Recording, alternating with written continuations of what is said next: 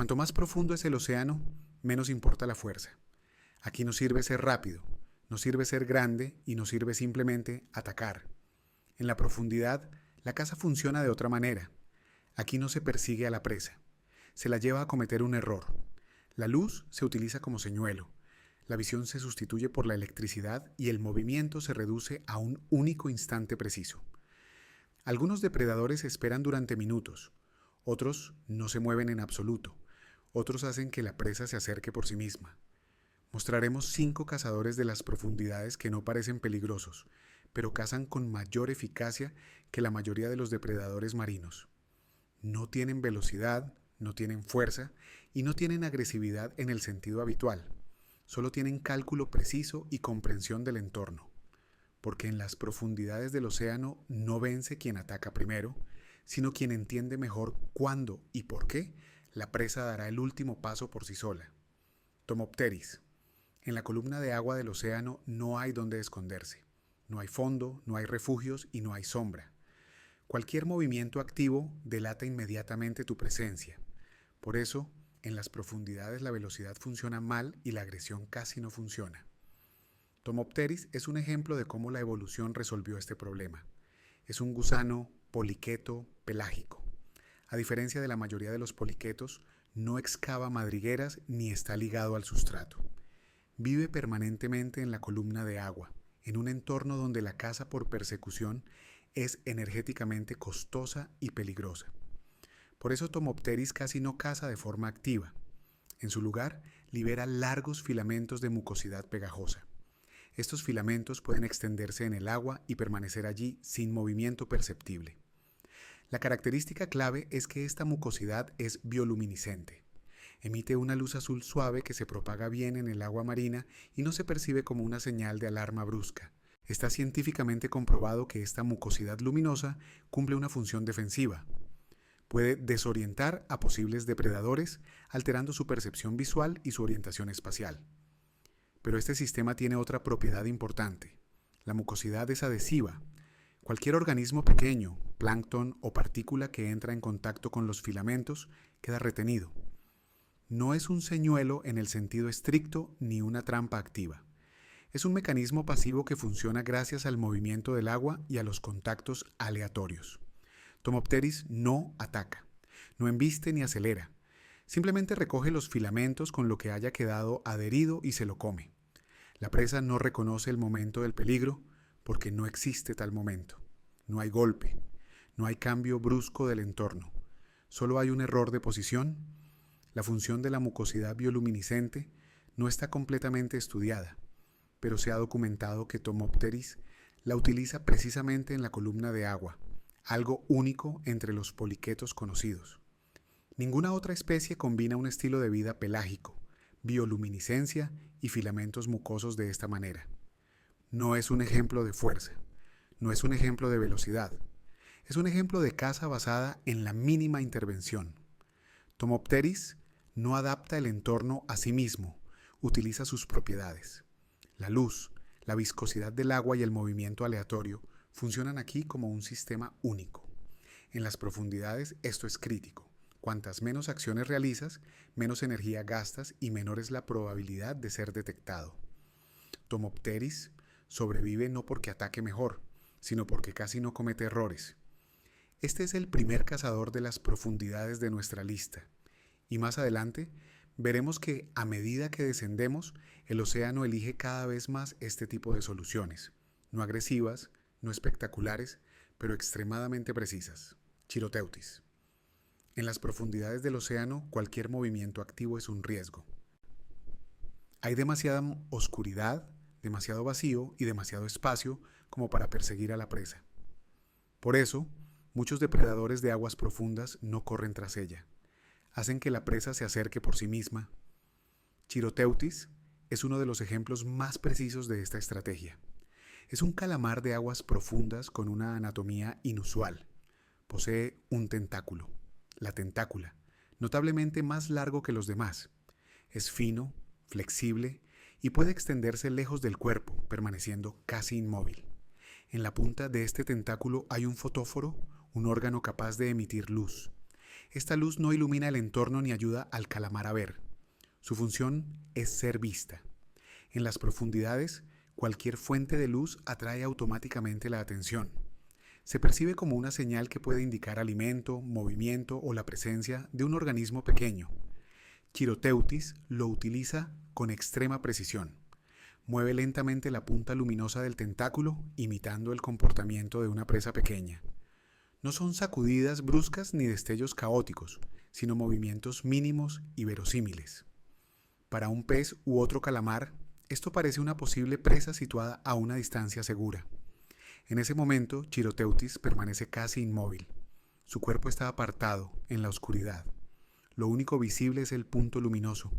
Cuando la presa potencial se acerca e intenta capturar el señuelo, se produce la única acción activa de todo el sistema. El calamar retrae instantáneamente el tentáculo. Este movimiento es extremadamente rápido y está coordinado con precisión. Junto con el tentáculo, el organismo atacante es arrastrado hacia el cuerpo. En ese mismo instante entran en acción los demás brazos del calamar, más cortos, pero potentes. Sujetan a la presa e impiden que escape. Es importante destacar que aquí el señuelo no es un objeto externo ni una sustancia secretada, sino una parte del propio cuerpo del depredador. Esta es una estrategia poco común incluso entre los animales de aguas profundas. Chiroteutis no gasta energía en buscar activamente alimento. Minimiza el movimiento y actúa solo cuando la probabilidad de éxito es máxima. Desde el punto de vista evolutivo, es una solución extremadamente precisa. En las profundidades del océano, la energía es un recurso limitado. Cualquier persecución implica un gasto y aumenta el riesgo de ser detectado por un depredador mayor. Chiroteutis evita esto. Reduce la caza a una sola acción breve, calculada de antemano. No es una caza agresiva ni una demostración de dominio. Es una gestión de la atención. El calamar no obliga a la presa a huir, la obliga a acercarse. El error no se produce por la velocidad o la fuerza, sino por una interpretación incorrecta de la señal. Chiroteutis es el segundo cazador de las profundidades de nuestra lista.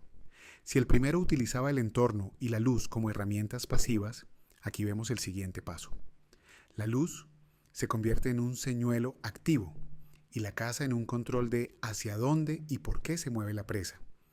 Más adelante veremos que, a medida que descendemos, las estrategias se vuelven aún más precisas. Cuanto menos luz y menos referencias hay, más importante se vuelve no atacar primero, sino lograr que el otro cometa un error. Macropina microstoma. En las profundidades del océano, el problema no es atacar, el problema es ver. La luz apenas llega, no hay referencias y cualquier error de dirección implica una pérdida de energía. Macropina microstoma resuelve este problema no con velocidad ni con fuerza, sino con precisión en la observación. Es un pequeño pez de aguas profundas, con una de las adaptaciones anatómicas más inusuales entre los vertebrados. Su cabeza está cubierta por una cúpula transparente llena de líquido. Dentro de esta cúpula se encuentran los ojos. No están situados a los lados, ni miran hacia adelante como en la mayoría de los peces. En su posición habitual apuntan estrictamente hacia arriba. Esta disposición ocular está directamente relacionada con su forma de cazar. Macropina no busca a la presa frente a sí, se sitúa debajo de ella. Su dieta principal consiste en pequeños sifonóforos y otros organismos que derivan por encima en la columna de agua. Son casi transparentes y difíciles de distinguir, pero contra el fondo de la débil luz difusa que viene desde arriba, sus siluetas se vuelven visibles. Macropina nada lentamente bajo la presa potencial y la observa desde abajo. En ese momento permanece casi inmóvil, sin movimientos bruscos, sin intentos de aproximación prematuros, solo seguimiento de la posición y la trayectoria. Cuando se elige el momento, ocurre el elemento clave de esta estrategia. Los ojos del pez pueden girar hacia adelante dentro de la cúpula transparente.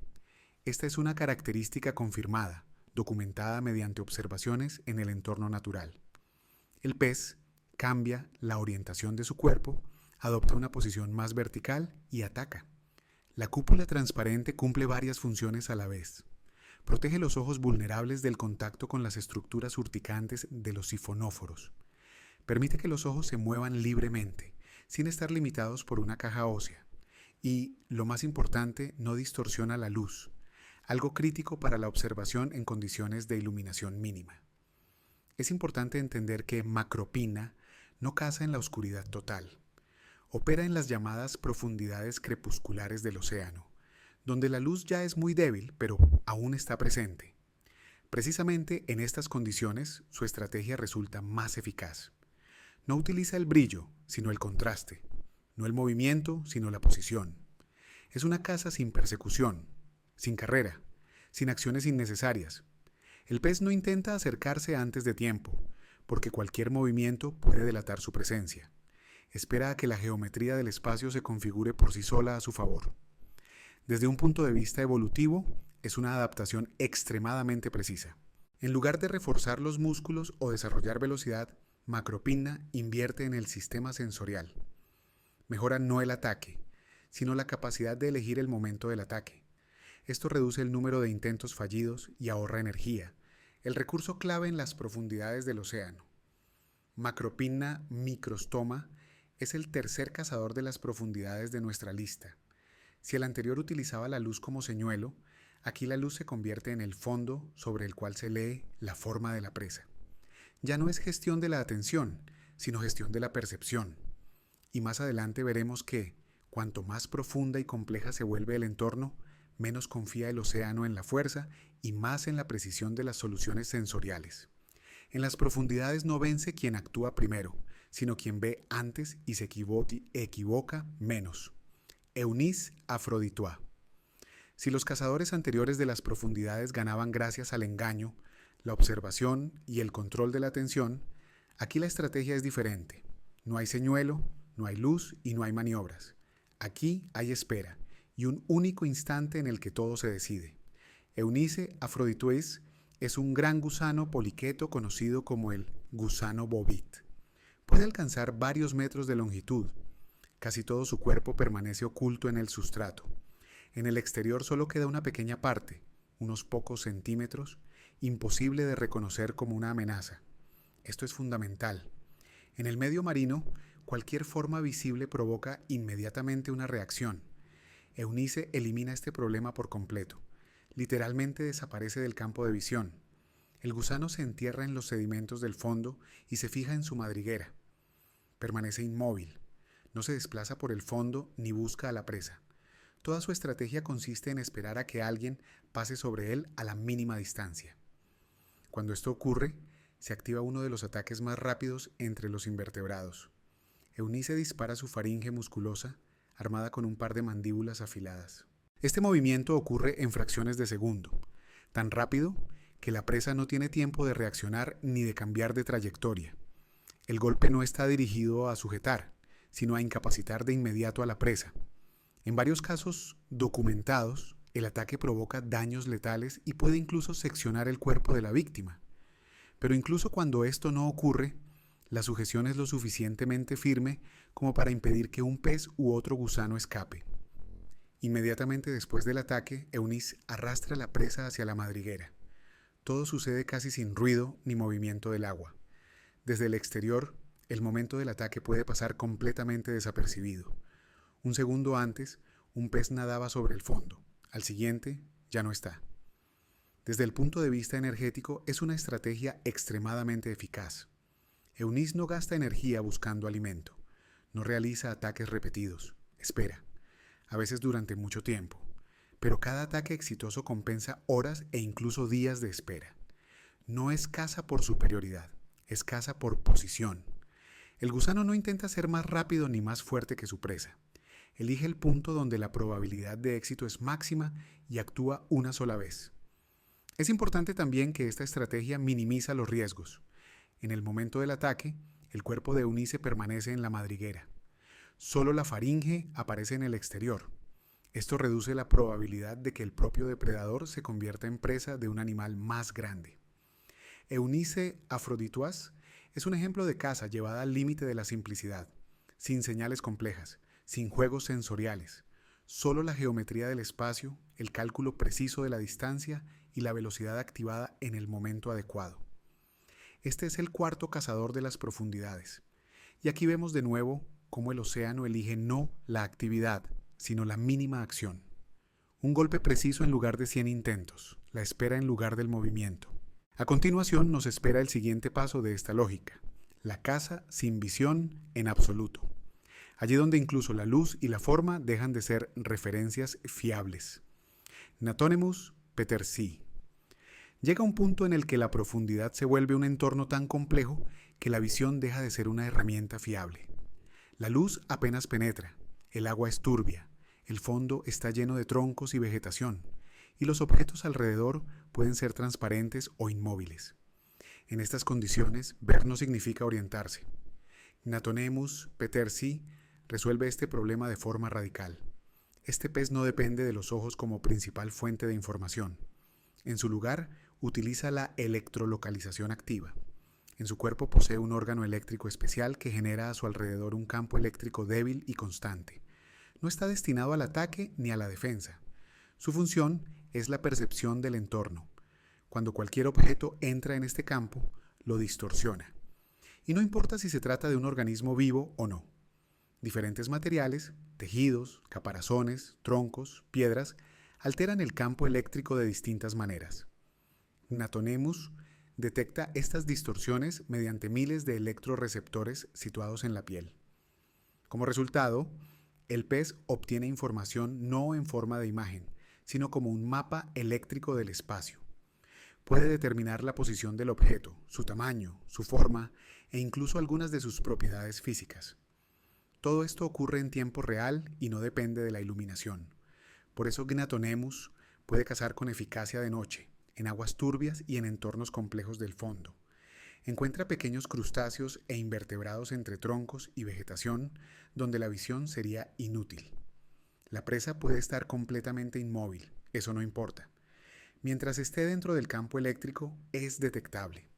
Es importante destacar que se trata de un sistema activo. El pez no espera señales externas. Él mismo ilumina el espacio con electricidad y analiza la respuesta del entorno. Esto lo diferencia radicalmente de los sistemas sensoriales pasivos, como la visión o el oído. Desde una perspectiva evolutiva, es una solución extremadamente precisa. En condiciones donde la luz es inestable y las referencias visuales son engañosas, el campo eléctrico proporciona información más fiable. No depende de la transparencia del agua ni se camufla con el fondo. Natonemus no es el depredador más rápido ni el más agresivo. No se lanza sobre la presa. Su caza consiste en un escaneo constante del espacio y un movimiento preciso hacia el objetivo. Los errores son raros, porque el sistema no interpreta la forma, la mide. Este es el punto extremo de la lógica de las profundidades. Si en los cazadores anteriores la luz se utilizaba como señuelo o como fondo, y la observación y la espera eran clave, aquí se da el siguiente paso. La visión deja de ser el sentido principal. El espacio se lee directamente a través de las propiedades físicas del entorno. Natonemus petersii es el quinto cazador de las profundidades y el cierre lógico de toda la cadena. Demuestra que en el océano no vence quien tiene más sentidos, sino quien posee sentidos mejor adaptados al entorno. Y si reunimos a todos estos cazadores, queda claro, la profundidad no es un mundo de fuerza y velocidad, es un mundo de decisiones, un mundo donde sobrevive quien encuentra la forma de no luchar contra el entorno, sino de utilizar sus leyes. Si observamos a todos estos cazadores en conjunto, queda claro, la profundidad del océano no selecciona por fuerza, selecciona por precisión en las decisiones. Aquí no sobreviven quienes nadan más rápido, golpean más fuerte o parecen más peligrosos.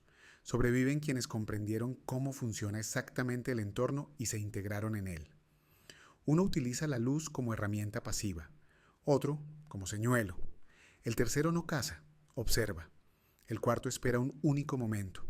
El quinto renuncia a la visión y lee el espacio directamente. No son estrategias diferentes, son respuestas distintas a una misma pregunta. ¿Qué hacer cuando las reglas habituales dejan de funcionar? En las profundidades del océano no se puede imponer la propia voluntad al entorno. Cualquier actividad innecesaria se convierte en un error. Por eso la evolución elige una y otra vez no la presión, sino la adaptación. No la lucha, sino la comprensión. No la velocidad, sino el cálculo.